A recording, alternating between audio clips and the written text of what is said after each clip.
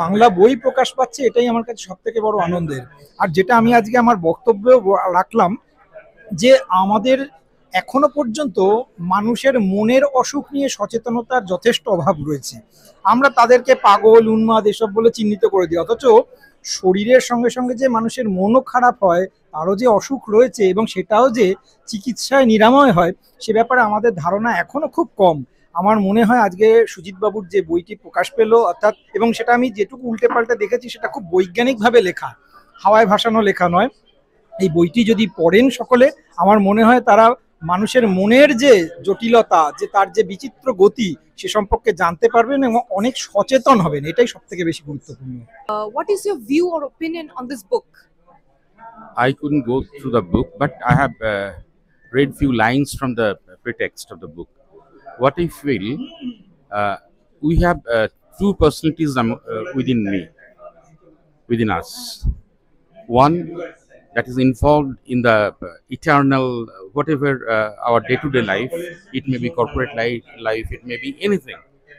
But there is another existence in me who wants to overcome all these limitations of the worldly matters or affairs.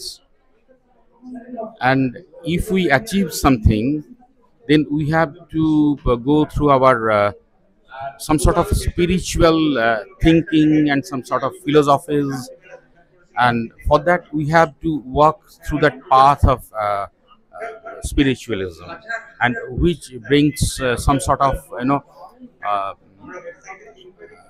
freedom of our soul from ourselves. That's what I felt going through the pretext of the book. It's very important to have books on mental issues. Like for centuries, we have not talked about this kind of problem, that psychological issues that all of us face in our life. So a book written in Bengali, who has already has a huge fan base, and coming from him, and we can see that how much people are interested with his work. So it's really a good thing that this book has been published by Power Publisher, and I hope all the best, and I wish him all the best. আপনি যে লিখেছেন এটা কিসের ব্যাপারে actually, and কিভাবে অডিয়েন্সকে পড়া উচিত? বহুদিন ধরে আমরা অলমোস্ট 2 ডিকেড ধরে আমরা কাজ করছি সাধারণ মানুষের সাথে অন কোচিং, মেন্টরিং, যা যা আমরা কাজ করছি সারা পৃথিবীতে। This is kind of an assimilation.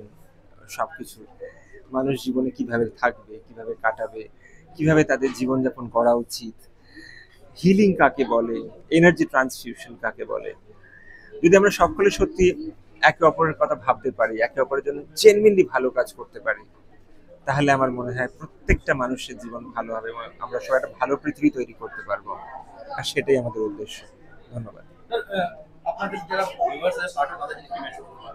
যে সকলে চেষ্টা করুন প্রত্যেক দিন মর্নিং, ইভিনিং, নাইট যেন সকলের জন্য ভালো কাজ করেন, ভালো হবেন, কারোর খারাপ ভাববেন না। নিজেরা এতটা ভালো কাজ করার চেষ্টা করুন যে আপনার মধ্যে এই ভার্চু থাকতে হবে যে কাউকে খারাপ করবেন না। যদি কাউকে খারাপ না করেন, সেই ইকুয়াল এনার্জি আপনি ফেরত পাবেন এবং তাতে আমরা একটা দারুণ পৃথিবী তৈরি করতে পারবো।